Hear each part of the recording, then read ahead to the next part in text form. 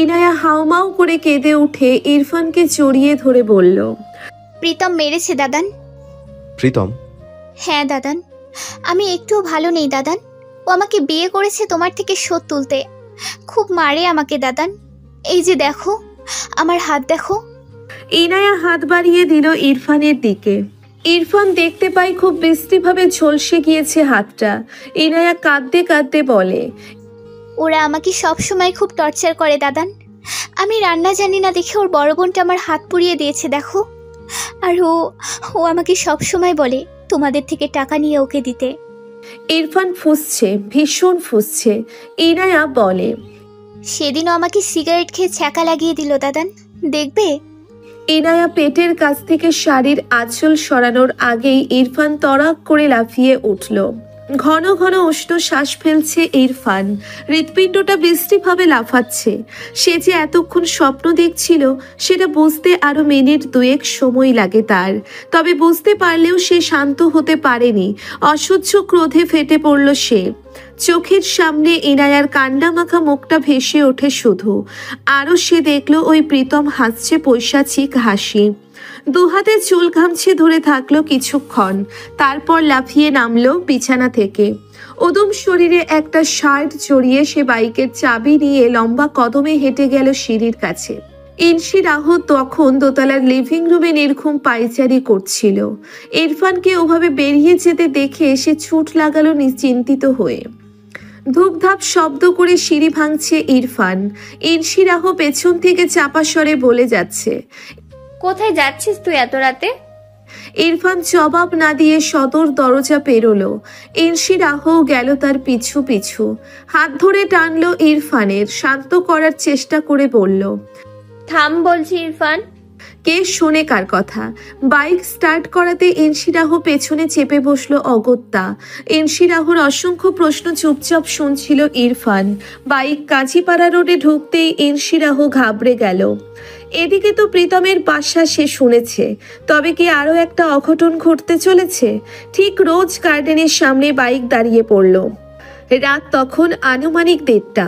নিস্তব্ধ গোটা কলোনি, পাতা পড়লেও শব্দ পাওয়া যাচ্ছে। ইরফান জানে 8 তলায় প্রীতমদের অ্যাপার্টমেন্ট। আশেপাশে তাকিয়ে একটা ইটের ছোট টুকরো তুলে নেয় সে।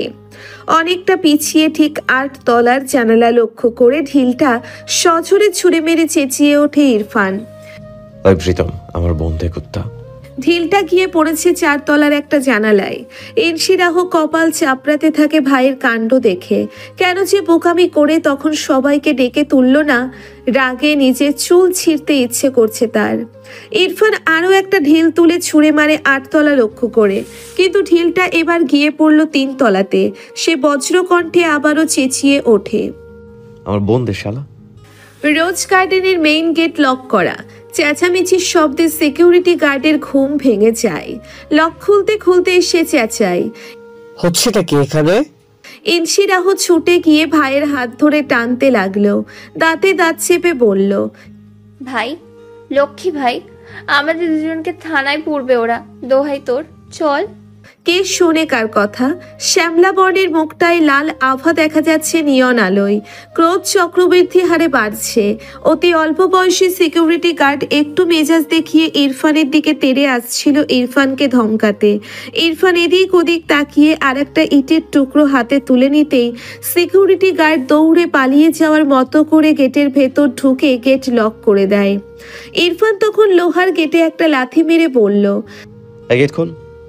এই সিকিউরিটির বাচ্চা, গেট খোল। সিকিউরিটি গার্ড ভীষণ ঘাবড়েছে। একা এভাবে এই লোকের সামনে যাওয়াটা নিরাপদ নয়। সে তাই দৌড়ে চলে যায় ইন্টারকমের কাছে। সোসাইটির সবাইকে অ্যালার্ট করতে হবে। ইরফান তখনও লোহার গেটে পরপর লাথি মেরে চেঁচিয়ে যাচ্ছে, প্রীতম, আমার বোনকে দে। নির্ঘুম রাত কাটছিল প্রেরণার। নিজের জন্য একটা বড় মগের 1 মগ কড়া কফি বানিয়ে আয়েশ করে নিজের ঘরের ব্যালকনিতে দোলনায় বসল। নিস্তব্ধ রাতের ঝিমুনির মাঝে অমন হেরে গলার চিল্লাপাল্লা কানে যেতেই বিষুম খেল প্রেরণা। হাতের মগ থেকে চলকে পড়ল কফি। কাস্তে কাস্তে তরাক করে লাফিয়ে উঠে দাঁড়ায়। কফির মগ রেখে দৌড়ে যায় পশ্চিমের বারান্দায়। নিচে উকি মেরে দেখল গেটের সামনে ইরফান আর ইনসি ইনশিরাহ দাঁড়িয়ে। ইরফান সমানে চেঁচিয়ে যাচ্ছে, আমার বোনের গায়ে হাত তুললে তোকে তোর 14 গোষ্ঠী সব পুঁতে দেওয়া যাবে। আই সোয়ার শালা লুচ্চা। প্রেরণার চোয়াল শক্ত হলো, নিমেষেই রাগ উঠে গেল মাথায়। সোসাইটিতে তাদের মান সম্মান সব শেষ করে দিয়ে যাবে এই সারটা আজ নির্ঘাত। দৌড়ে গেল প্রেরণা ফুপির ঘরে। মবিনা অসুস্থ মুরব্বি বেঘুরে ঘুমোচ্ছে। প্রেরণা ডাকতে চাইলেও ডাকলো না, ছুটে বেরিয়ে গেল ফ্ল্যাট থেকে। 10 তলায় গিয়ে রাদীপদের ফ্ল্যাটে নক করতেই দরজা খুলে দেয় রাদীপ। এত রাতে তার প্রেরণা জানকে দেখে তার যে খুশিতে আত্মহারা হয়ে যাওয়ার অবস্থা, প্রায় গদগদ হয়ে বলল, আরে প্রেরণা, সরি আপু, তুমি? ব্যস্ত ভঙ্গিতে প্রেরণা বলল, একটু আন্টি আঙ্কেলকে ডেকে দাও তো। আর ড্যাড বাড়িতে নেই, এসো বসো। প্রেরণার শরীর চলতে শুরু করে রাদীপের এমন আচরণে। সে ঘুরে এলিভেটেডের দিকে যেতে যেতে বলল, বসতে আসিনি। রাদীপ হাসলো পৈশাচিক হাসি, ক্ষীণস্বরে বিড়ালো। তো অন্য কিছু করতাম। বলেই একটা দীর্ঘশ্বাস ফেলে রাদীপ। ডান হাতের কনুইয়ের ভাঁজে রীতিমতো চুলকে যাচ্ছে সে। এক শিরিন স্মাইল ভরতে হবে শরীরে। কবে যে এই মহিলা তার চোখের ভাষা বুঝতে পারবে। একটু বেশি ইনোসেন্ট এই মহিলা। রাদীপের কাছে ইনোসেন্ট মেয়েদের আরো বেশি ভালো লাগে। প্রেরণা আবারও 8 তলায় এলো। ইরফান তখনও চেঁচিয়ে যাচ্ছে। মেজাজ তুঙ্গে প্রেরণার। সোসাইটির পুরুষগুলো 3 দিনের সরকারি ছুটি পেয়ে গ্রুপে সাজে গিয়েছে, তাই হয়তো কেউ নামছে না এখনো। তবে ওই সিকিউরিটি গার্ডকে খুব দ্রুত বদলাতে হবে। প্রেরণা ফোন হাতে তুলে নিয়েই একটু থামে। কিছু একটা চিন্তা করে অনেকটা সংকোচ আর দ্বিধা নিয়ে খুঁজে খুঁজে ইহান তাজওয়ারের নাম্বারটা ডায়াল করে। নাম্বারটা সন্ধ্যায় সে নিয়েছিল প্রীতমের থেকে। ইহান তখন নিজের ঘরে জেগেই ছিল। মাঝে মাঝে কিছু রাত তার নির্ঘুম কাটে অযথায়। আজ সেই রাত সম্ভবত। দুবার রিং হতেই ইহান কলটা রিসিভ করতেই ওপাশ থেকে অপ্রত্যাশিত নারী রাগি রাগি গলায় বলে, আমি প্রেরণা বলছি। কিছু সময় নীরবতা ঘিরে রেখেছে ইহানকে। সে টের পেল এক নিমেষেই কেমন অদ্ভুত অনুভূতি হচ্ছে তার ভিতরে। ইহান আরো কিছু মুহূর্ত চুপ থেকে বলল, জি বলুন। ইহানের গলার স্বর যতটাই শান্ত সভ্য ছিল, প্রেরণার গলার স্বর ততটাই ক্ষিপ্ত ঝাঁজ নিয়ে বলল, আপনার ভাই কোথায়? ঘরে কেন? ঘরে আমাদের অ্যাপয়েন্টমেন্টের সামনে এসে উচ্ছৃঙ্খলতার সীমা পার করে দিয়েছে আপনার ভাই। মানে? ইহান বিছানা থেকে উঠে দাঁড়ালো। প্রেরণা সব বলে দিল ইহানকে। ইহান শুধু শুনে যাচ্ছিল। সবটা জানিয়ে প্রেরণা বলল, আচ্ছা আচ্ছা, আপনার এই শার্টটাকে কেন বেঁধে রাখেন না? কেন ওকে খোলা রাখেন? ইহান প্রেরণার বলা হয়ে গেলে গম্ভীর কণ্ঠে বলে, আসছি। ফোন কেটে প্রেরণা 8 তলার 1-2 ইউনিটের 2জন মহিলাদের ডেকে তুলে নিচে নামে। ইরফান পরপর আরো 2বার লাথি মারে গেটে। ইনশিরাহ কিছুক্ষণ ওকে টানাটানি করে ক্লান্ত হয়ে পড়ল। তারপর ফোন বের করে দ্রুত আঙ্গুল চালিয়ে বড় দাদানকে কল করলো। ইহান ফোনটা রিসিভ করতেই ইনশিরাহ ব্যস্ত ভঙ্গিতে বলল, দাদা শোনো, আমি আর ইরফান কাজীপাড়া রোডে। এখন জানিয়ে খুব উপকার করলি। এখন ফোনটা রাখ, ইডিয়েট কোথাকার। I on the way. দাঁতে দাঁত চেপে ইহান ধমকায় বোনকে। স্বামীর উষ্ণ উদুম বুকের সাথে লেপ্টে ছিল ইনু। দীর্ঘ সময় ধরে দুজনে নিশ্চুপ। ইনুর সিল্কি চুলের মাঝে বিচরণ করছে প্রীতমের আদুরে আঙ্গুল। এক হাত দিয়ে আগলে ধরে শুয়েছিল তার ইনুকে। বাধ্য মেয়ের মতো চুপটি করেছিল ইনায়া। রাতের নিস্তব্ধতা, ক্লান্তি, পরিপূর্ণতায় প্রাপ্তির আনন্দের স্বস্তিতে দুজনের ঝিমুনির মতো এসে যাচ্ছিল। প্রীতম ইনুর চুলে হাত বুলিয়ে দেওয়ায় খুব আরাম বোধ করছিল ইনায়া। ঘুম এসে যাচ্ছে তার। ইনায়া ঘুম ঘুম কণ্ঠে বলতে লাগলো। মেয়েটিকে আরো মিশিয়ে নিয়ে প্রীতম বলল, কাল মায়ের কোলেই তুলে দেব আহ্লাদিনুকে। একটা দীর্ঘশ্বাস ফেলে ইনায়া বলল, খুব বড় অন্যায় করেছি মাম্মার সাথে। দেখবে মানাতে পারবো না, কোনো কাজ হবে না। সেও দেখবে না মাম্মা আমাকে। এ দায় কেবল আমার, আমাকেই বুঝতে দিও। বলেই একটু থামলো প্রীতম। ঘাড়ের কাছে আদর দিল ওর। অতঃপর বলল, সেক্ষেত্রে আরেকটা পথ অবলম্বন করতে হবে। কি? ওনাদের একটা নাতি নাতনি গিফট করে দেব জলদি জলদি। হ্যাঁ, এটা মা বাবাকে বিয়ে মানানোর ওল্ড ফ্যাশন উপায়, তবে কাজে দেয়।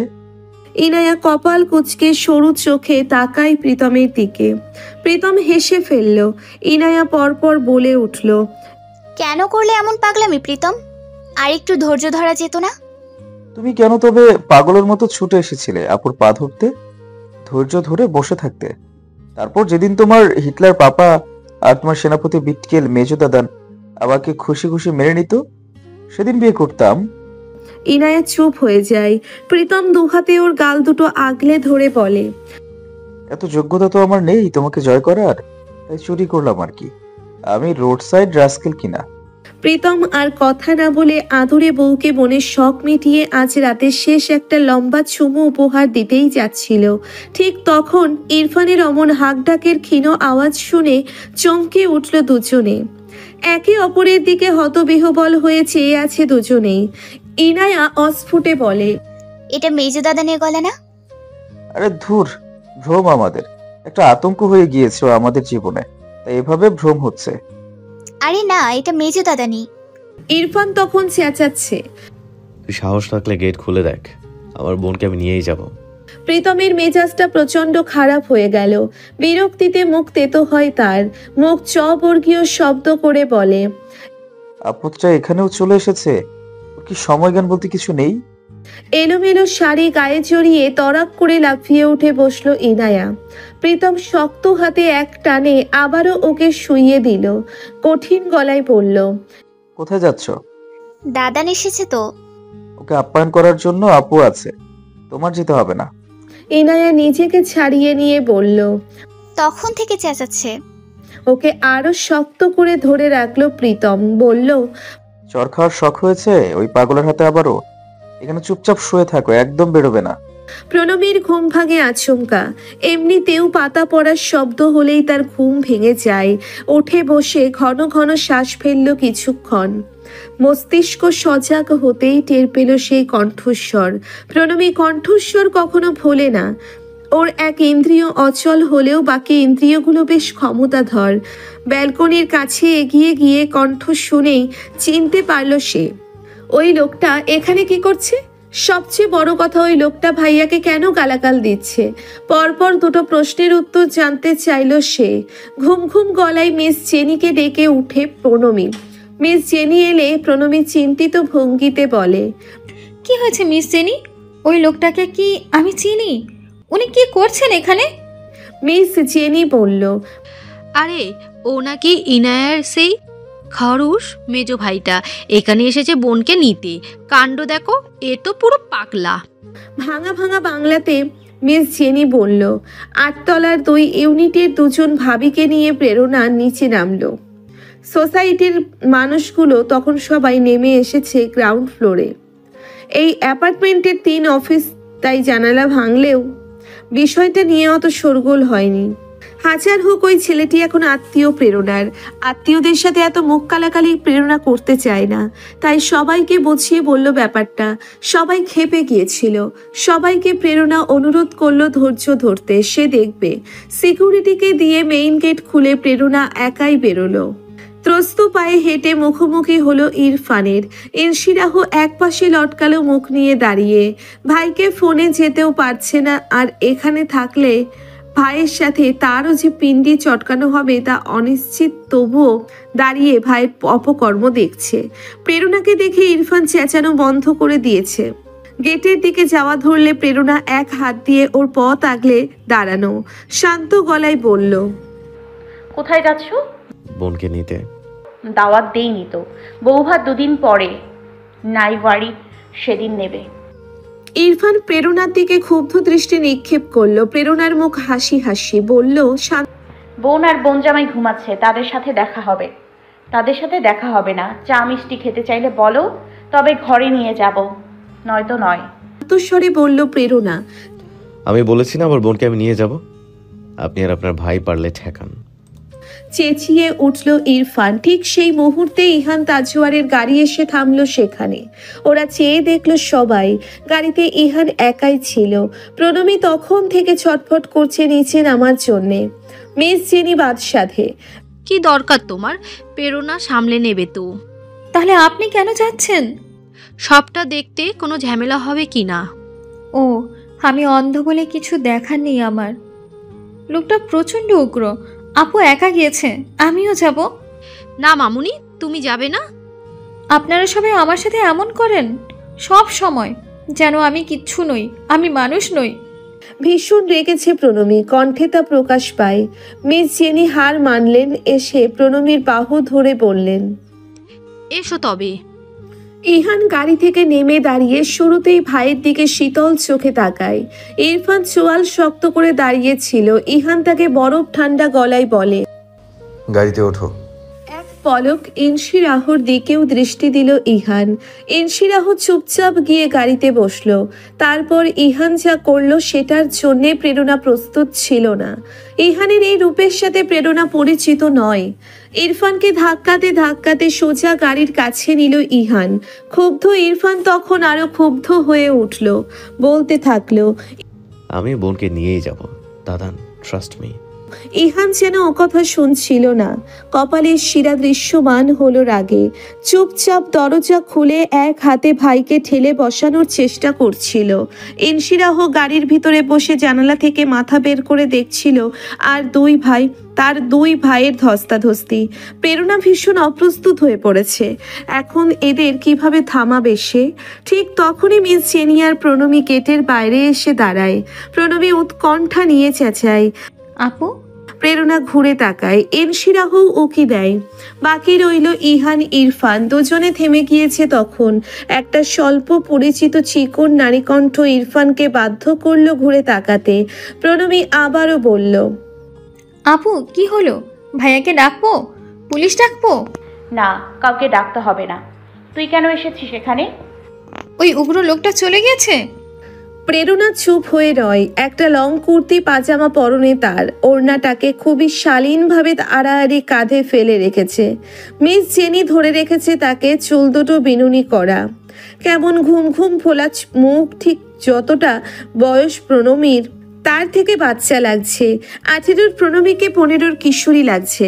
তাকে নির্নিমেষ অবলোকন করছে এক জোড়া কালো বাদামি ঈগল চোখের তীক্ষ্ণ দৃষ্টি। পা থেকে মাথা অবধি মেপে নিল মেয়েটিকে, মিলিয়ে নিল নিজের সন্দেহ। সময় গড়ায়, চোখ ফেরায় না সে, দাঁড়িয়ে আছে ঠায়। পুরো পৃথিবীর থেকে বিচ্ছিন্ন করে মনোযোগ ইহানের দিকে ফিরে প্রেরণা বলল, আমার ছোট বোন প্রণমী আহসান। তারপর প্রণমীকে বলল, এখানে তোর ভাবির ভাই বোনরা দাঁড়িয়ে আছে, প্রণমী সালাম দে। প্রণমী সালাম দিলে ইহান আর ইনশিরাহ সালামের জবাব দিল। অবিচল দাঁড়িয়ে এক দৃষ্টিতে ইরফান দেখছে প্রণমীকে। মুখের হাসি, চোখের নীলাভ মণি, গালের লাল তিল, সারল্যতায় ভরা একটি গোল গাল, মুখ, মিহি কণ্ঠস্বর হুবহু মিলে গিয়েছে। ইহান স্মিত হেসে বলল, তোমার সাথে দেখা হয়ে ভালো লাগলো প্রণমী। জবাবে প্রণমী হাসল। ইরফান শুধু ফ্যালফ্যাল করে দেখছিল সেই আগন্তুক মেয়েটিকে। পৃথিবীর সব হুঁশ জ্ঞান হারিয়ে ইহান এবার প্রেরণাকে বলল, আজকের এই বিষয়টির জন্য আন্তরিকভাবে দুঃখিত। ইনায়া কেমন আছে? সন্ধ্যা থেকে মন ভীষণ খারাপ ছিল, অনেক বুঝিয়েছি। খুবই মিষ্টি আপনার বোন, অল্পতেই বোঝানো যায়। আপনার ভাইয়ের কথা অনুযায়ী ব্রেন ওয়াশ করা যায়। হেসে ফেলল প্রেরণা, তারপর বলল, পরি আন্টির কি অবস্থা? আছে আর কি। কাল যাব আপনাদের ওখানে, ওদের দুজনকে নিয়ে। ইনায়াকে বলেছি সবাই পা ধরে ঝুলে থাকবো। কথাটা বলতে গিয়ে প্রেরণা আবারও হাসল। ইহান এভাবে হাসতে দেখেনি প্রেরণাকে। প্রেরণা তখন বলল, আপনারা 3 ভাই বোন চা মিষ্টি খেয়ে যান। আজ চোখে একবার ইরফানকে দেখে নিয়ে প্রেরণা ইরফানকে শুনিয়ে বলল, কাল বোন জামাইকে নিয়ে যাব আপনাদের বাড়িতে নাইভরি। এত রাতে ওদের ঘুম থেকে ডেকে তুলে দেখাতে পারলাম না বলে দুঃখিত। ইহান আর ইনশিরাহ আন্তরিক হাসে। তারপর প্রেরণার থেকে বিদায় নিয়ে ইরফানের বাহু ধরে এক প্রকার ধাক্কা দিয়েই গাড়িতে বসিয়ে দেয়। এবার ইরফান কোনো গাইগুই করল না আর। এতক্ষণে ক্রোধ উবে গিয়ে তার চোখ দুটোতে হতভম্ব ভাব। ঘাড় ঘুরিয়ে আবারও দেখল প্রণমীকে। ইহান ততক্ষণে গাড়ি স্টার্ট করেছে। প্রেরণা ওদের দৃষ্টির সীমার বাইরে না যাওয়া পর্যন্ত দাঁড়িয়ে রইল চুপচাপ। প্রেরণা প্রণমীকে নিয়ে যখন ঘরে ঢুকলো তখন রাত 3:30। সোসাইটির লোকেদের বুঝিয়ে এসেছে ভালো করে। ঘরে ঢুকে দেখলো প্রীতম ইনায়ার ঘরের বাতি তখনও জ্বলছে। মিষ্টি করে হাসলো প্রেরণা। এই রাতে গল্প ফোরাই না, কত শত গল্প। আসলেও তাই, ইনায়া টিয়া পাখির মতো ঠোঁট দুটো নেড়ে ছোটবেলা থেকে শুরু করে বড়বেলা সব গল্প বলে যাচ্ছে। প্রীতম একটা স্বস্তির নিঃশ্বাস ফেলে শুধু শুনে যাচ্ছে। হঠাৎ প্রীতম ফোন হাতে নিয়ে প্রেরণাকে কল করে জানতে চাইল। সব শান্ত হয়েছে আপু? প্রেরণা ওপাশ থেকে জবাব দিল। ইহান মির্জা এসেছিলেন। ফোন কেটে স্বস্তির নিঃশ্বাস ফেলে ওরা দুজনেই। একসময় ইনায়া খিদে পেয়েছে বললে প্রীতম উঠে ইনায়ার পছন্দের লাজানিয়া গরম করে নিয়ে খাইয়ে দিল। খাওয়া শেষে টিস্যু পেপার দিয়ে মুখ মুছিয়ে দেওয়ার সময় ইনায়া শুধু দেখলো লোকটাকে। প্রীতম বলল, কি দেখছো? এখন সকাল হয়ে গিয়েছে, আমি কি আমার রাগটা কন্টিনিউ করতে পারি? মেকি রাগ দেখিয়ে বলল ইনায়া। প্রীতম হেসে বুকে টেনে নিল মেয়েটিকে। হুট করে ইনায়া আবারও কেঁদে ফেলল। প্রীতম হতভম্ব। আবার কাঁদছো কেন? আমি তোমাকেও ভীষণ ভালোবাসি, আর মাম্মা পাপাকেও। আমার তিনজনকেই চাই। আমাকে এনে দাও মাম্মা পাপাকে। প্রীতম আগলে নিল মেয়েটিকে। তীব্র গ্লানি চেপে রেখে ইনুর মাথায় হাত বুলিয়ে দিতে দিতে বলল, পাবে। গতি কিছুটা বাড়িয়ে গাড়ি চালাচ্ছে ইহান। ফ্রন্ট মিররে সে ইরফানের দিকে বেশ কয়েকবার তাকিয়েছে। এত বড় অপকর্ম করে এখন অস্বাভাবিক শান্ত। হুট করে এমন ভোল পাল্টেছে, তাতে অবাক হয়নি ইহান। ইরফানের অ্যাঙ্গার ইস্যু এমনই, হুট করে মানুষ খুন করার রাগ চাপে আবার হুট করেই নিভে যায়। বাড়ির ভিতরে অপেক্ষারত শামিন, আলো, ইলহাম, ইসমাম, ঋতু। ইরফানকে দেখেই বকাবকি শুরু করে দিয়েছে ইলহাম। লাগাম ছাড়া ধমকাধমকি করছে, যা ইরফানের গা সওয়া হয়ে গিয়েছে। ইরফান যেন ও কথা শুনছেই না। চোয়াল শক্ত করে মেঝের দিকে দৃষ্টি দিয়ে দাঁড়িয়ে আছে। ইহান তখন হাতের ফোন থেকে একটা নাম্বার ডায়াল করে কানে ধরে বলে, জি আসসালামু আলাইকুম। দুঃখিত এত রাতে ডিস্টার্ব করার জন্য। আমি মেসেজ করেছিলাম। হ্যাঁ, আমার গোটা 1 মাসের অ্যাপয়েন্টমেন্ট স্কেডিউল চাই। পেশেন্টের অবস্থা গুরুতর, এমার্জেন্সি কেস এটা। ওটা একটা মিছিমিছি কল ছিল। ইহান শুধু ইরফানকে শুনিয়েছে। সবাই ইহানের দিকে অবাক হয়ে তাকিয়ে রয়। শামিন জানতে চাই ইহান কার সাথে কথা বলেছে। জবাবে ইহান বলল, সাইকিয়াট্রিস্ট ডক্টর ক্যামেলিয়ার কাউন্সিলিং একাডেমিতে। ইরফান ভাইয়ের দিকে তাকায়। ইহান হন্তদন্ত হয়ে দোতলায় উঠলে ইরফানও যায় তার পিছু পিছু। নিচতলায় ইসমাম তার বড় 2 ভাইয়ের দিকে তাকিয়ে বলে, তো তোমাদের মেয়ে জামাই সকালে আসছে? শামিন ঠান্ডা গলায় বলে, হ্যাঁ। ঠিক আছে, তবে আমি আর আমার বউ বেরিয়ে যাব সকাল সকাল। শামিন ভাইয়ের দিকে শীতল চোখে তাকিয়ে বলে, পারলে যাবি। দেখতে চাও পারি কিনা? হ্যাঁ, দেখতে চাই। দোতলায় লিভিং রুমের কাছে দাঁড়িয়ে ইরফান শান্ত গলায় ভাইকে ডেকে বলে, আমি পাগল। ইহান দাঁড়ালো, বলল, আজকের পরে কোনো সন্দেহ রইল না। যখন বোনটাকে অ্যাবিউজ করে ছুঁড়ে ফেলে দেবে তখনও বলো এই কথা। ইহান ঘুরে এসে ইরফানের মুখোমুখি দাঁড়ালো। রাগী গলায় বলল, একটু বেশি বলে ফেলছিস না? Enough is enough. প্রীতম একটা ভুল করেছে, তুই উস্কেছিস ওকে। কতটা জঘন্যভাবে মেরেছিস। বারবার আমার পার্টি অফিসে এসে হাতে পায়ে ধরে অনুরোধ করা ছেলেটা হঠাৎ এমন আচরণ করে বসেছে তোর জন্য। ও এমন টাইপ ছেলে নয়। সেটাই তো বলছি, বিয়েটাও শোধ তুলতে করেছো। আমার মারের শোধ নিতে ও বোনকে অ্যাবিউজ করবে? করবে না। একটা বড় বিপদে নিজের লাইফের কথা না ভেবে একটা মেয়েকে, যে শত্রুর বোন, তাকে আগলে রাখা, ওই অবস্থায় তার থেকে কোনো সুযোগ না নেওয়া, এমন একটা ছেলে একটি মেয়েকে অ্যাবিউজ করবে, এটা আমি আপাতত বিশ্বাস করছি না।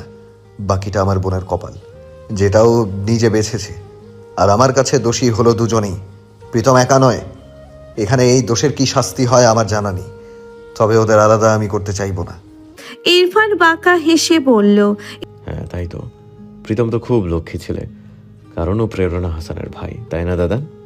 ইহান একদৃষ্টিতে তাকিয়ে আছে ভাইয়ের দিকে।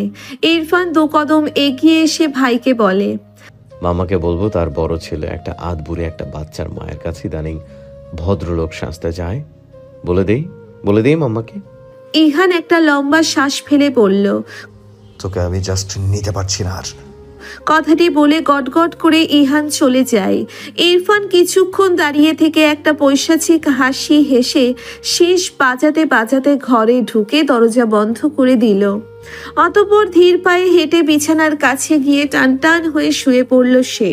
কিছুক্ষণ নীরব থেকে দু চোখ বন্ধ করতেই প্রণবীর মুখটা হঠাৎ ভেসে উঠল তার চোখে। চোখ মেলে তাকালো সে, দাঁতে দাঁত চেপে প্রণবীকে উদ্দেশ্য করে বলল, তো তুমি প্রীতমের বোন, বাকি 6 মার্কসও কাটা তোমার। সকাল সকাল মির্জা বাড়িতে তোড়জোড় চলছে মেহমান আপ্যায়নের। ইলহাম মির্জা অতি ব্যস্ত সব দেখভাল করার কাজে। শামিন আর ইলহাম কেউই অফিসে যাননি আজ। আলো আর ঋতু ব্যস্ত রান্নাঘরে বুয়াদের কাজকর্মের তদারকি করতে। আজ বাড়িতে কাছের কিছু মানুষজন দাওয়াত দিয়েছে শামিন। ইসমাম যে একটা গন্ডগোল পাকাতে পারে তা নিশ্চিত, তাই বাড়িটাকে ছোটখাটো অনুষ্ঠান বাড়ি বানিয়ে ফেলার পরিকল্পনা তার। জামিল, রাহাত, তৌফ এছাড়াও আরও অনেক ঘনিষ্ঠ লোক নিমন্ত্রিত দুপুরের ভোজে। তবে শামিনের বিশেষ অতিথি বইন ফরাজি, যাকে শামিন কিছুক্ষণ আগে দুবার ফোন করে নিমন্ত্রণ জানিয়েছেন। ইনসি, রাহু আর শেহা ব্যস্ত শামিনের সাথে দোতলা গুছিয়ে নিতে। যত যাই হোক, নতুন জামাই, সবকিছু চকাচক রাখতে হবে। কাজ করতে করতে শামিনের সাথে হেসে কুটি কুটি হচ্ছিল ইনসি, রাহু আর শেহা। ইনায়া বিয়ের পরে কি কি কাজ করবে সে নিয়ে বিশদ আলোচনা চলছে। তবে এসব কিছুই রাগিয়ে দিচ্ছিল পুবের ঘরে বসে থাকা ইসমামকে। তার সমস্ত শরীর চলছিল বিরক্তিতে। বাড়ি থেকে বেরোবে বেরোবে করেও সে বেরোচ্ছিল না, কারণ পরি বেঁকে বসেছে। মায়ের মন চারপরনাই দুর্বল মেয়েটির জন্যে। কদিন আগে মৃত্যুর মুখ থেকে ফিরেছে মেয়েটা, তখন মরতে বসেছিল পরি।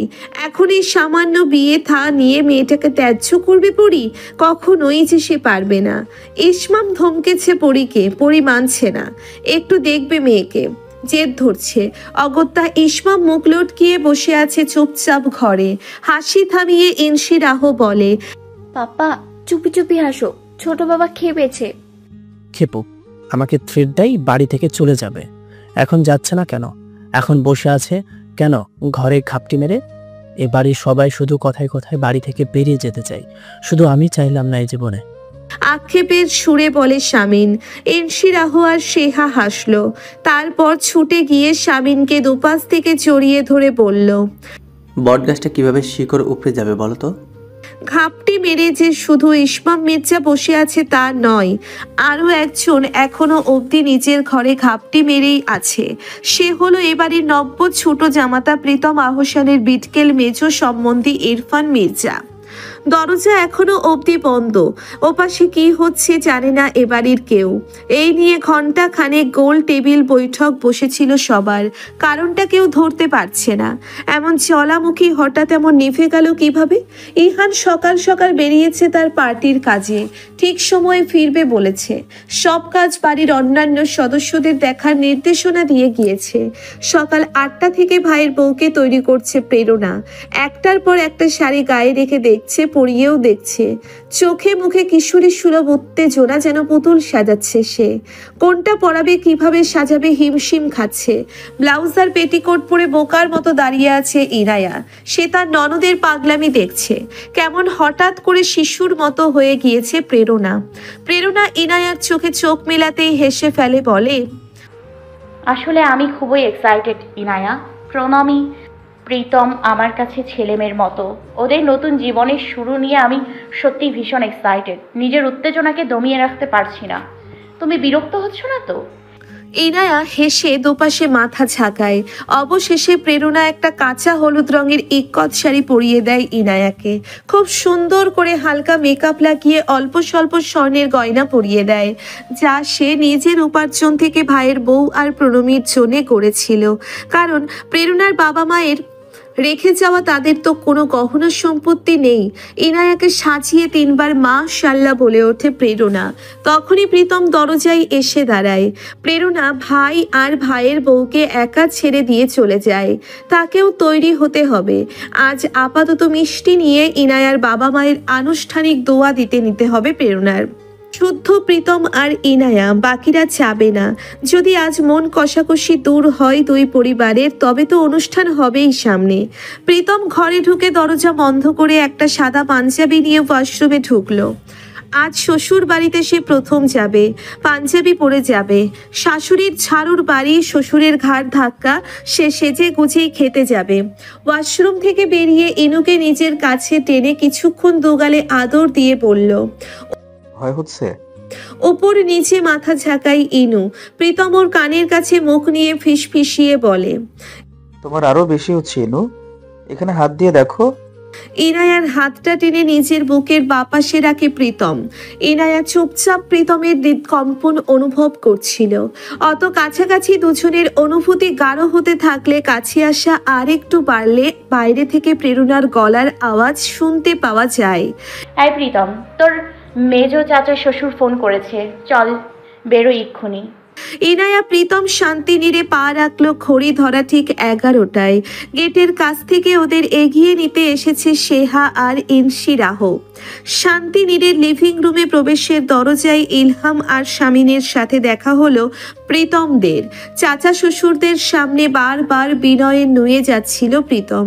সেহা এসবের কারণে চুপি চুপি ইনায়ার কানে বলল, তোমার স্বামী কয় লিটার তেল নিয়ে এসেছে সবাইকে মাখাতে, বারবার বিনিময়ে এতো নুয়ে গেলে আবার কুজো না হয়ে যায়। বলেই হেসে লুটোপুটি খেয়েছে সেহা আর ইনশিরাহ। আলো আর ঋতু দেখলো ইনায়ার বরকে। সত্যি বলতে সব কাদা জল পাশে সরিয়ে রেখে প্রথম দর্শনে জামাইকে পছন্দ হওয়ার কথাই ছিল। অতিমাত্রায় সুদর্শন লম্বা একজন যুবক, শুভ্র পাঞ্জাবি পরনে, ভদ্র সভ্য দেখতে।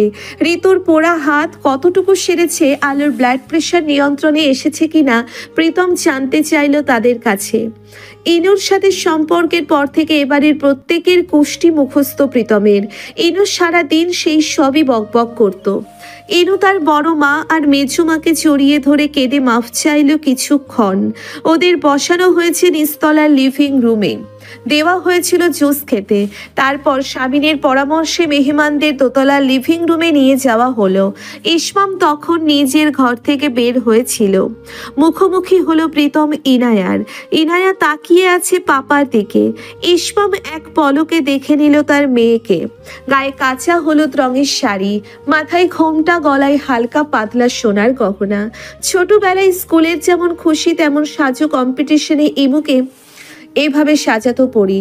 ইনু সব সময় বউ সাজতে চাইতো। আর তার আদরের মেয়েকে এই বেশে দেখে ক্ষণিকের জন্য আপ্লুত হলো ইসমাম। পরপর দৃষ্টি ঘুরিয়ে পাশে দাঁড়ানো সাদা পাঞ্জাবি পরিহিত প্রীতমের দিকে যেতেই মেজাজ বিগড়ালো তার, চোয়াল হলো শক্ত। প্রীতম বিনয়ের সহিত বলল, আসসালামু আলাইকুম বাবা। ইসমাম শুধু সালামের জবাব দিল, অতপর হেঁটে সেখান থেকে চলে গেল। ইনায়া ছুটে গেল বাবার পিছু পিছু। পেছন থেকে বাবাকে শক্ত করে জড়িয়ে ধরে কান্না মিশ্রিত কণ্ঠে বলে ওঠে, পাপা। ইসমাম থমকালো, কিছুক্ষণ চুপ থেকে স্বাভাবিক গলায় বলল, যাও বিশ্রাম করো। তারপর মেয়ের হাত থেকে নিজেকে ছাড়িয়ে নিয়ে চলে গেল সেখান থেকে। সবাই মুখ মলিন করে সে দৃশ্য দেখল। তারপর সেহা আর ইনশিরাহ প্রীতমকে নিয়ে পরীর ঘরে ঢুকলো। বিছানায় চুপচাপ বসেছিল সে পা ঝুলিয়ে। প্রীতম প্রথমে সালাম দিলে পরী মাথা নেড়ে জবাব দেয় সালামের। তারপর গিয়ে সরাসরি হাঁটু গেড়ে পরীর পায়ের কাছটাতে বসে পড়ল প্রীতম। পরী কিছুটা চমকালো। কয়েক পলক প্রীতমকে দেখে চোখ ফিরিয়ে আবারও দেখে এবং আবারও চোখ ফিরিয়ে অন্যদিকে তাকিয়ে থাকে সে। প্রীতম নরম গলায় বলল, কেমন আছেন মা? পরী প্রীতমের দিকে তাকালো, কড়া গলায় বলল, কেমন থাকতে চাও তুমি? ইনায়া চুপি চুপি ঢুকলো ঘরে। পরী মেয়েকেও এক পলক দেখে চোখ ফিরিয়ে নিল, অন্যদিকে মুখ ঘুরিয়ে নিল।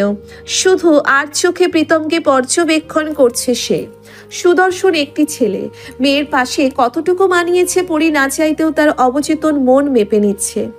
ইনায়া ছুটে এসে প্রীতমের পাশে বসে পড়ল। মাথা থেকে খুলে গেল ঘোমটা।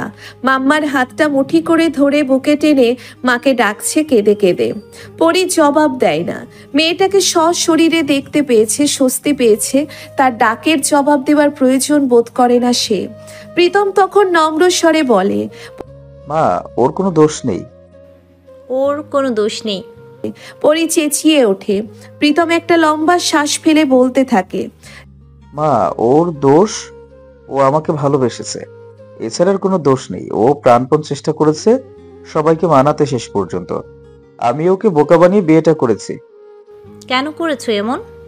রাগ নিয়ে জানতে চাই পরি। ওকে পেতে। বরফ ঠান্ডা গলায় জবাব দেয় প্রীতম।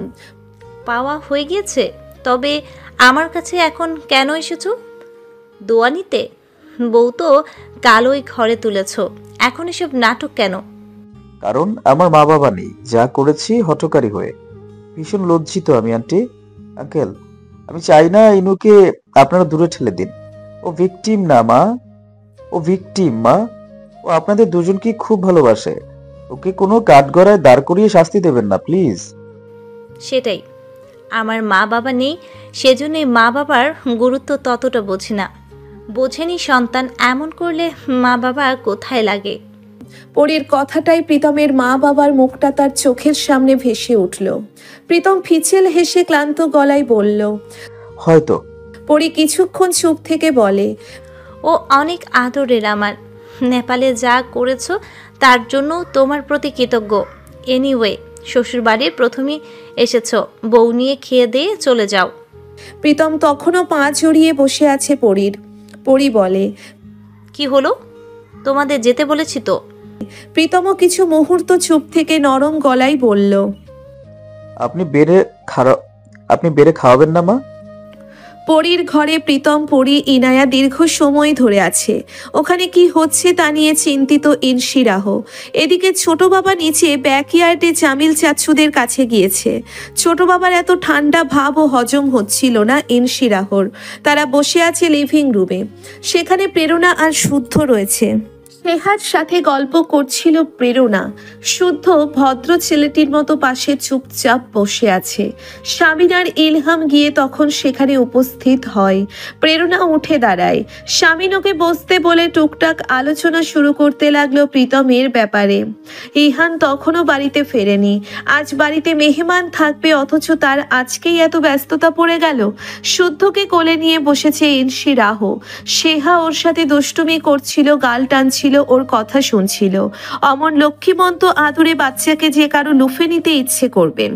শামিন চিন্তিত ভঙ্গিতে ইলহামকে বলে, ওরা এখনো বেরোচ্ছে না কেন? পরি উত্তেজিত হয়ে অসুস্থ না হয়ে পড়ে। প্রেরণা শামিনের কথার জবাবে বলে, আমার ভাই সামলে নেবে, চিন্তা করার কিছু নেই আঙ্কেল। শুদ্ধ তখন ইনশিরাহর কোল থেকে নেমে এসে তার মাম্মার কানে ফিসফিসিয়ে বলল, মাম্মা আমার হিসু পেয়েছে। প্রেরণা আশেপাশে তাকিয়ে বিব্রত ভঙ্গিতে সেহাকে বলল, ওকে একটু ওয়াশরুমে নিয়ে যাবে বোন?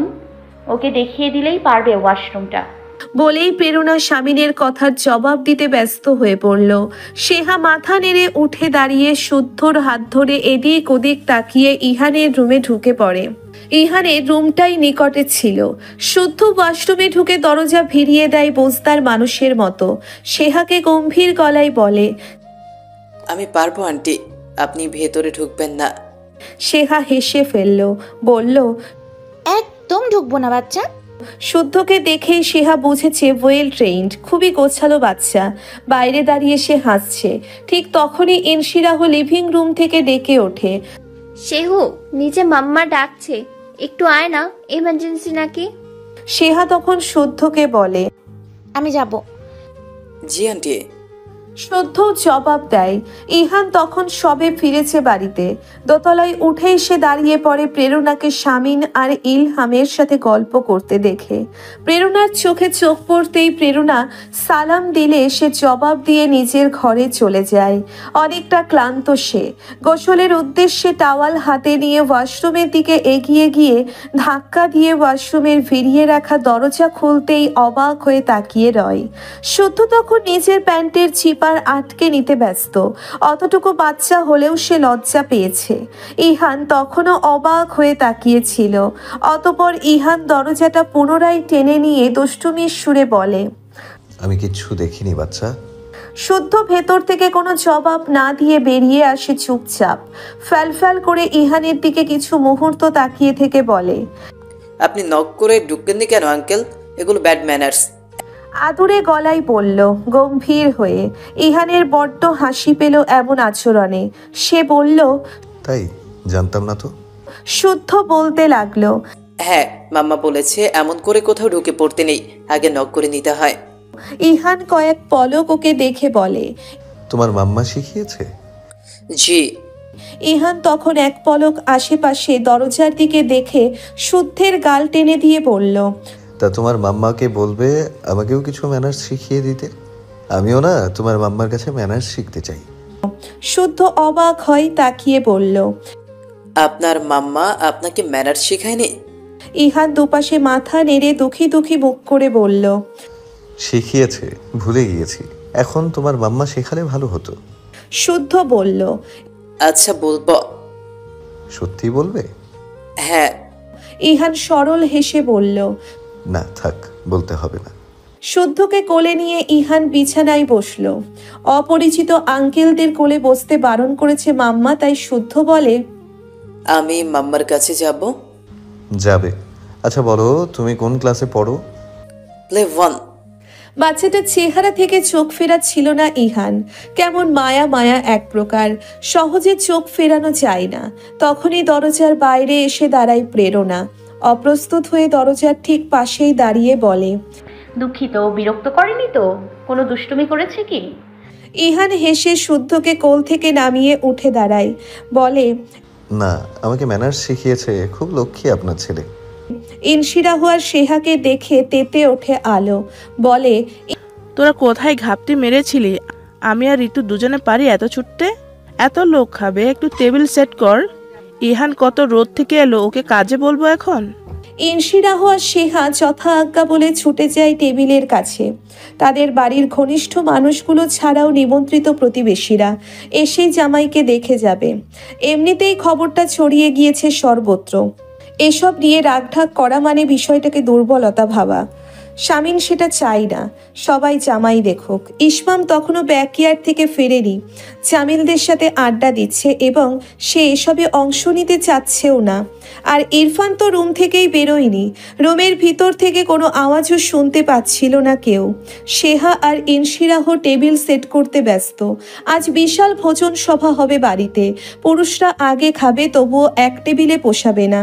দারোয়ান ভাইকে ডেকে স্টোর রুম থেকে আরও একটি টেবিল ঠেলতে ঠেলতে আনিয়ে দুটো বিশালাকার টেবিলকে জুড়ে দেওয়া হলো। ওপরে এক্সক্লুসিভ টেবিল ক্লথ। ইনশিরাহ সবচেয়ে ইউনিক ডিনার সেট নামিয়ে সেট করছিল টেবিল। তখন পাশ থেকে সেহা আচমকা বলে ওঠে, ইরফান মির্জা তো কিছুই খায়নি আপু। তার খাবারটা আমি চুপ করে তাকে বুঝিয়ে মাথা ঠান্ডা করে দিয়ে আসবো ঘরে। সে তো আসবে না এখানে, আর এলেও ইনোর জামাইকে মারবে। তার না আসাই ভালো। তার থেকে আমি চাই খাবারটা দিয়ে আসি। ইনশিরাহ অবাক হবার মতো করে বলে, পাগল তুই? তোর কান খসিয়ে ফেলবে চড় মেরে ওর কাছে গেলে এখন। আর ওর খাওয়া নিয়ে এত ভাবতে হবে না। ওর রুমের ফ্রিজ ভর্তি খাবার, ওর 1 মাস হয়ে যাবে তাতে। সিংহটা ঘুমিয়ে আছে, তুই কেন তার নাকে সুরসুরি দিতে যাচ্ছিস বোন? আজ রাতের কাহিনী শুনিসনি? সেহা চুপ হয়ে যায়। মনোযোগ দিয়ে সব গুছিয়ে রাখছিল দুই বোন। হঠাৎ কলিং বেল বেজে উঠতেই ইনশিরাহ দ্রুত পায়ে হেঁটে সদর দরজার কাছে গিয়ে দরজা খুলে দিতেই এক সমুদ্র অস্বস্তি ঘিরে ধরে তাকে। মঈন তার চোখের দিকে তাকিয়ে আছে। ধীরে ধীরে সে বুদ্ধিদীপ্ত দুটো গভীর চোখের দৃষ্টি ইনশিরাহকে পা থেকে মাথা অবধি দেখে নিল। একটা নীল সাদা মিশেলে চুড়িদার পরনে ইনশিরাহর, গায়ে ওড়না চাপিয়েছে আজ। বাড়িতে মেহমান আসবে তাই ঋতু ধমকে পড়িয়েছে এসব। কানে দুলছে দুল, চুলগুলো খোলা তার। তাকে আর টম্বয় লাগছে না। তাকে যা লাগছে তা মঈনের আধো অচেতন মস্তিষ্ক ব্যাখ্যা করতে পারছে না। মঈন কখনো ইনশিরাহকে অলংকার পরতে দেখেনি। বিস্ময়াভীত দুটি চোখ নির্নিমেষ অবলোকন করছিল নিষিদ্ধ নারীকে, যার উপমা হিসেবে মঈন চাঁদ বলেছিল। মঈন আজ সিভিল ড্রেসে, কাকতালীয় ভাবে। তার শার্টের রং নীল। শ্যামলা মানুষদের নীলে খুব একটা মানায় না, তবে ওদের দুজনকেই মানিয়েছে। সানগ্লাসটা কিছু মুহূর্ত আগে গলায় ঝুলিয়েছে মঈন। টান টান হয়ে দাঁড়িয়ে সে। শ্যামলা মুখটার মুখভঙ্গি স্বভাব সুলভ গম্ভীর। ইনশিরাহ অস্বস্তি নিয়ে ধীরে ধীরে দরজার একপাশে সরে যায়। সেদিন রাতের পর থেকে মঈনের সাথে দুবার দেখা হলো। ইনশিরাহর ভীষণ অস্বস্তি হয় এখন লোকটাকে দেখলে। মুখটা শুকিয়ে একটুখানি হয়ে যায়। সেদিন রাতে মাম্মা পাপা ওকে মঈনের ব্যাপারে কথা বলার সময় ইনশিরাহ দেখেছে মাম্মা পাপার চোখ দুটো চকচক করছিল খুশিতে। মঈনের প্রতি ভীষণ ভালোবাসা রয়েছে আলো শামিনের। ইনশিরাহ তা মেপে নিয়েছে, সাথে বুঝে নিয়েছে সামনে বিরাট ঝড় আসতে চলেছে। যে ঝড় ইনশিরাহকে কি করবে, কোথায় ভাসিয়ে নিয়ে যাবে ইনশিরাহ জানে না। মঈন তেরচা নজরে ইনশিরাহকে দেখে ঘরের ভিতরে চলে যায়। ইনশিরাহ যায় পিছু পিছু। রান্নাঘরে ব্যস্ত আলো আর ঋতু। ইনশিরাহ গিয়ে নিচু স্বরে বলল, মাম্মা উনি এসেছেন। উনি? মঈন। আলো উকি মেরে তাকালো। মঈন সালাম দিতেই মিষ্টি করে হেসে সালামের জবাব দিয়ে বসতে বলল। তারপর ইনশিরাহকে বলল, ওকে এক গ্লাস জুস দিয়ে তোর পাপাকে ডেকে দে, সে এসে সঙ্গ দিক। আলো চলে যায় ব্যাকইয়ার্ডে ইসমামদের কাছে। ইনশিরাহ ঠাই দাঁড়িয়ে। ঋতু বলে, কি রে, যা জুস দিয়ে আয়। ইনশিরাহ ক্ষীণ স্বরে বলল, তুমি যাও। দেখছিস আমার হাত আটকা। তো বুয়াদের বলো। ভীষণ রেগে যায় ঋতু। মেহমানদের আপ্যায়ন করবে বুয়ারা। শেহাকে বলো। ওকে ওপরে পাঠিয়েছি, দোতলায় মেহমানদের কাছে। একটা লম্বা শ্বাস ফেলে ইনশিরাহ এক গ্লাস ঠান্ডা জুস নিয়ে এগিয়ে যায় বহিনের কাছে। বহিন চোখ তুলে দেখলো ওকে। বেহায়া চোখ দুটো তার শত হুমকি ধামকি অমান্য করে স্থির হয়ে রইল শ্যামলা বর্ণের পানপাতার মতো মুখটার দিকে। ইনশিরাহ ভীষণ অস্বস্তিতে পড়ে গিয়েছে আবারও। মঈনকে গ্লাসটা দিতে গিয়ে সে টের পায়নি সে যাকে দেখে অস্বস্তি পাচ্ছে তার থেকে দ্বিগুণ অস্বস্তি ঘিরে ফেলেছে ওই লোকটাকে। মঈন কোনো মতে ইনশিরাহর হাত থেকে গ্লাসটা নিল নিঃশ্বাস বন্ধ করে। ইনশিরাহ আস্তে ধীরে বলল, পাপাকে ডেকে দিচ্ছি। সে ঘুরে দাঁড়াতেই মঈন হোঁট করে নিজের খেই হারিয়ে বীর বিড়ালো, তোমার নামের অর্থ স্বস্তি, তুমি আমাকে এত অস্বস্তি দাও কেন? ইনশিরাহর কদম থামলো। ঘুরে দাঁড়ালো মঈনের দিকে, বলল, কিছু বললেন? মঈন ভীষণ বিব্রত হলো। নিজেকে সামলে নিয়ে গম্ভীর হয়ে বলল, গ্লাসটা নিয়ে যাও, খাবো না জুস। দীর্ঘ 1.5 ঘন্টা পরে পরি তার মেয়ে জামাইকে নিয়ে বেরোলো ঘর থেকে। ইনায়ার চোখে মুখে তখন চাপা আনন্দের ছটা। এক হাতে মাকে ধরে আছে এক পাশ থেকে। শেহা আর ইনশিরাহ ছুটে গিয়ে ধরলো ইনায়াকে, চেঁচালো, কিরে ছোট মা মার নালো? ভেজা চোখ মুছে ইনায়া উপর নিচ মাথা ঝাঁকায়। প্রীতম তার অসুস্থ শাশুড়ির হাত ধরে নিয়ে আসছে।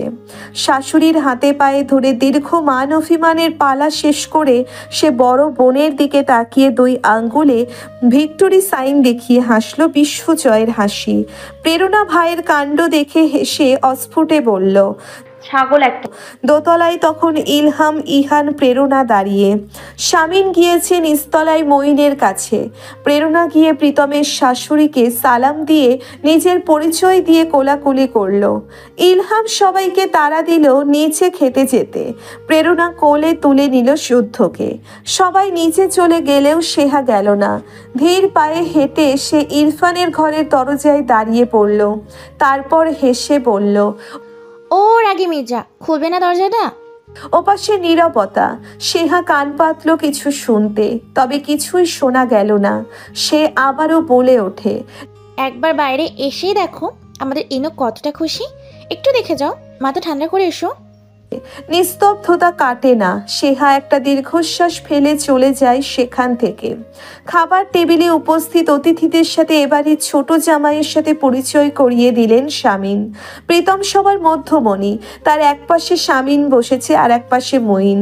ওখানে ইসমাম মির্জাও খেতে বসেছেন। তাকে আলো আর ঋতু গিয়ে অনুনয় বিনয় করে তবেই আনতে পেরেছে। বাড়ির বড় ছেলে হিসেবে এত বড় ভোজন সভায় ইহান একাই পরিবেশন করে দিচ্ছিল সবাইকে। প্রেরণা খেতে বসেনি পুরুষদের সাথে, সে শুদ্ধকে খাইয়ে দিচ্ছিল। আলো ঋতু শুধু দাঁড়িয়ে দেখছিল কার কি লাগবে। খেতে খেতে প্রীতমের ব্যাপারেই কথা বলছিলেন সবাই। ইনশিরাহ শেহা লিভিং রুমের একটা সোফায় পরীকে জড়িয়ে ধরে বসে আছে। ওদের চোখের সামনে এক অভূতপূর্ব দৃশ্য দেখে দুই বোন মিটি মিটি হাসছে। প্রীতমের চেয়ারের পিছনে কিছুটা দূরে ইনায়া ঘোমটা দিয়ে দাঁড়িয়ে আছে।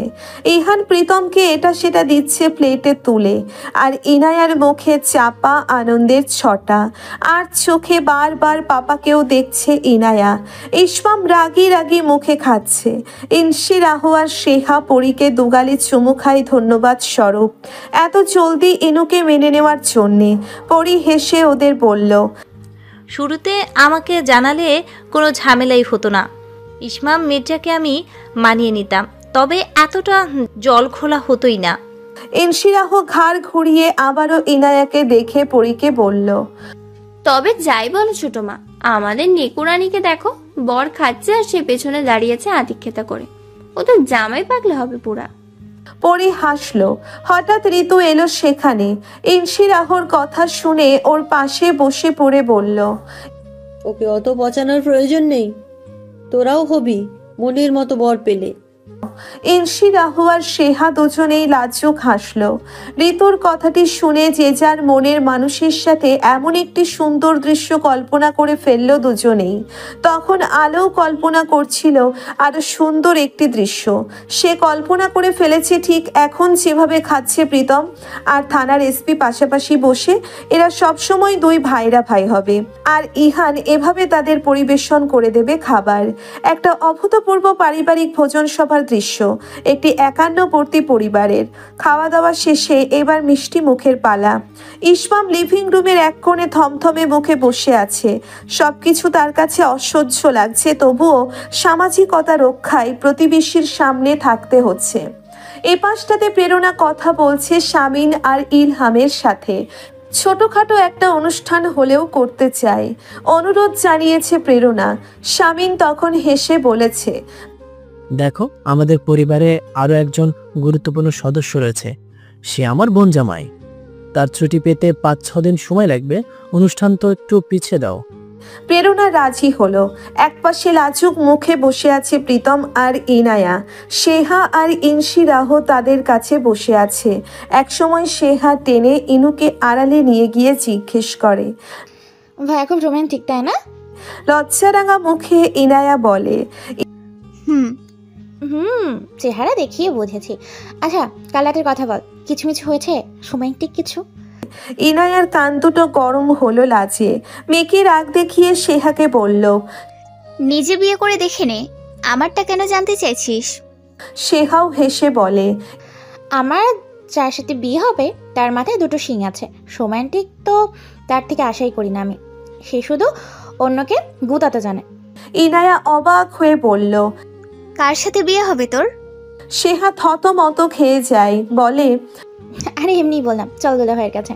মুরব্বীদের সাথে কথাবার্তা শেষ করে একটা প্রিচে দুটো মিষ্টি নিয়ে প্রেরণা ইসমামের পাশে বসলো। ইসমাম অন্যদিকে মুখ ঘুরিয়ে নিল। প্রেরণা হেসে বলল, মাথাটা কি এখনো গরম আঙ্কেল? ইসমাম নিশ্চুপ। মেয়েটির এত আন্তরিক হাসি উপেক্ষা করতে ইচ্ছে করছে না, তবুও মনের আক্রোশ যে কমেনি। প্রেরণা দূরে বসা প্রীতম ইনায়াকে দেখিয়ে বলল, ওদিকে তাকান, ওদের দেখুন। ইসমাম প্রেরণার হাতের নিশানা অনুসরণ করে প্রীতম ইনায়াকে দেখে বলল, কেমন লাগছে? একটু কি ওদের হাসি ভালো লাগছে না? না, আমি দেখতে পাচ্ছি একটা বোকা 20 বছরের মেয়েকে, যাকে একটি চতুর ছেলে বোকা বানিয়ে বিয়ে করেছে, এবং এসব দেখে আমি তোমাদের মতো একটুও মুগ্ধ হতে পারছি না। সরি। বিদায়ের সময়টিতে এক এক করে আবারও সবার থেকে দোয়া নিল প্রীতম ইনায়া। মেজু দাদানের ঘরের দরজায় এই নিয়ে 5 বার গিয়েছে ইনায়া। কেঁদে ডাকলেও দরজা খোলেনি ইরফান। ইনায়াকে শেহা সবার সামনে বলে, তোর বইপত্র সব গাড়িতে তুলে দিয়েছি ইনু, সামনে তোর সেমিস্টার ফাইনাল। লিভিং রুমের একপাশে দাঁড়ানো ইসমাম মির্জা তখন বলে ওঠে, কেন বই ওর স্বামী কিনে দিতে পারবে না? সামান্য বই? ভাইয়ের এমন অপমান সূচক কথাতে ক্ষুব্ধ শামিন ইলহাম। প্রীতম আর প্রেরণা শুধু তাকিয়ে আছে ইসমামের দিকে। ইসমাম তখন প্রীতমের চোখে চোখ রেখে বলে, বড় বাড়ির মেয়েকে জেদ দেখিয়ে বিয়ে করে নেওয়া সহজ, তবে তার ভার বহন করা কঠিন। প্রীতম শুকনো মুখে বোনের দিকে এক পলক তাকায়। প্রেরণা চোখের ইশারায় ভাইকে কিছু বলে। প্রীতম তার শ্বশুরের দিকে তাকিয়ে বিনয়ী হয়ে বলে, আসছি বাবা, দোয়া করবেন। ইনুর পড়াশোনা নিয়ে চিন্তা করতে হবে না। অতঃপর গিয়ে ইহানের সামনে দাঁড়িয়ে তার থেকে বিদায় নিয়ে নিজের চাচি শাশুড়িদের সামনে দাঁড়িয়ে প্রীতম বলে, বড় মা, মেজো মা, আমার মেজো সম্বন্ধীকে আমার সালাম দেবেন। তার সাথে আজ দেখা না হওয়ায় আক্ষেপ থেকে গেল আমার। আপনাদের মেয়েকে নিয়ে আবার আসবো। প্রীতম যখন কথাগুলো বলছিল দোতলার রেলিং ধরে দাঁড়িয়ে চুপচাপ শান্ত হয়ে তাকে দেখছিল ইরফান। মিনিট 5 আগে ঘর থেকে বেরিয়েছে সে। মেয়ে, জামাই এবং মেহমান চলে যাওয়ার পরে শামিন আর ইলহাম ইসমামের মুখোমুখি হলো। শামিন ভাইকে ধমকের সুরে বলতে লাগলো, তুই টাকা পয়সা নিয়ে অহংকার শুরু করেছিস কবে থেকে ছোট? ইসমাম দুই ভাইয়ের দিকে এক পলক তাকিয়ে বলল, তোমরা যেদিন থেকে দোষকে আশকারা লাই দিতে শুরু করলে সেদিন থেকে। ওখানে বাড়ির প্রত্যেকেই দাঁড়িয়ে আছে। শামিন সবার মুখের দিকে একবার করে তাকিয়ে ইসমামকে বলে,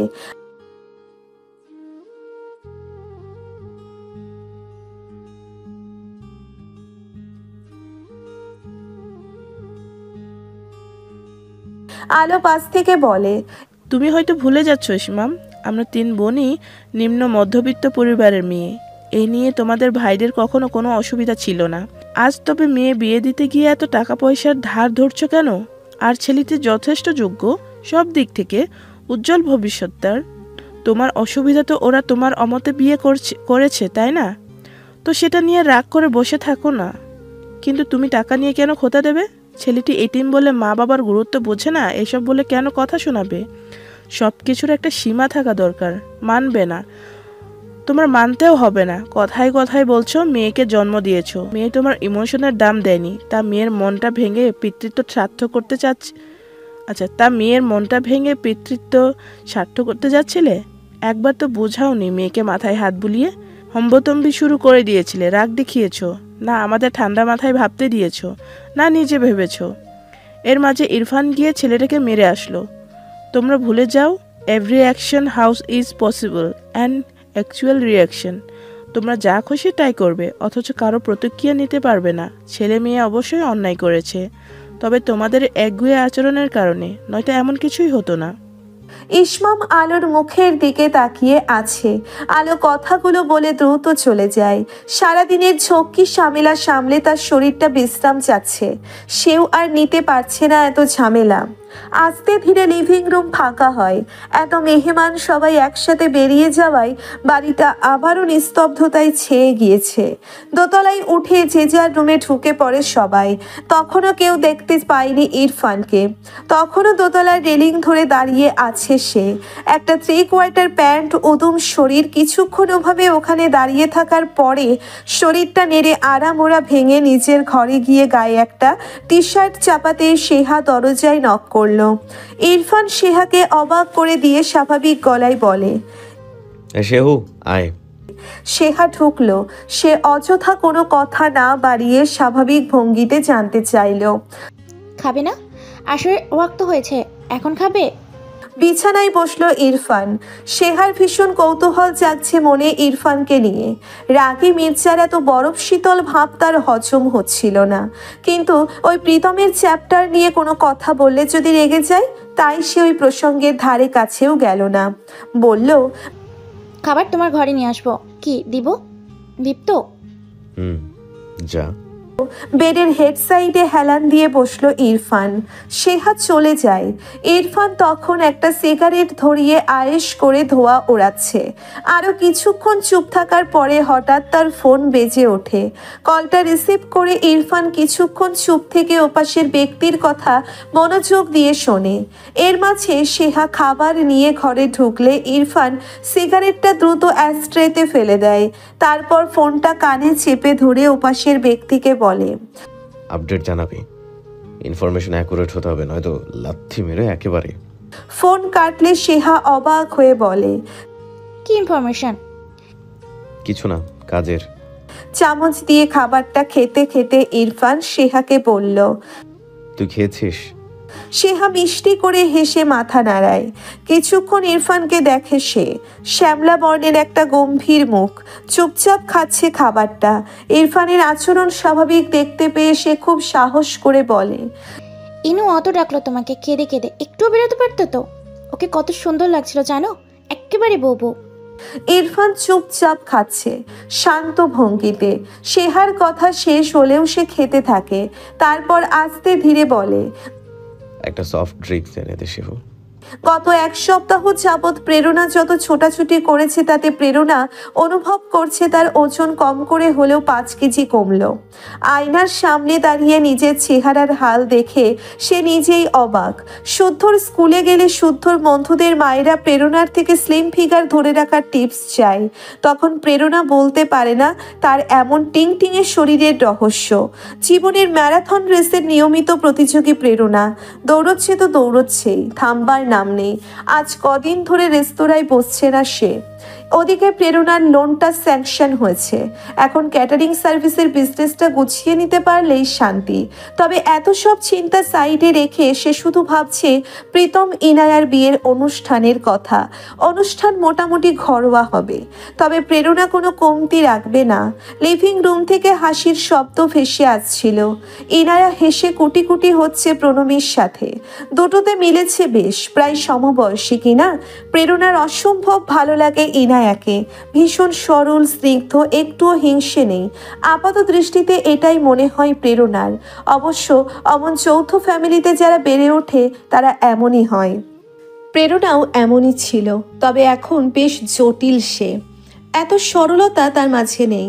প্রেরণা বিকেলের অলস সময়ে শুদ্ধকে হোমওয়ার্ক দেখিয়ে দিয়ে তার প্ল্যান্টসগুলো পরিচর্যা করছিল। ঠিক সেই সময় তার ফোন বেজে ওঠে। ব্যস্ত হাতে কলটা রিসিভ করে সালাম দিতেই ওপাশ থেকে সালামের জবাব দেন সাগর ভূঁইয়া। প্রেরণার ভ্রু কুঁচকে গেল, বিরক্তিতে তেতো হলো মুখ। সাগর ভূঁইয়া বলতে লাগলেন,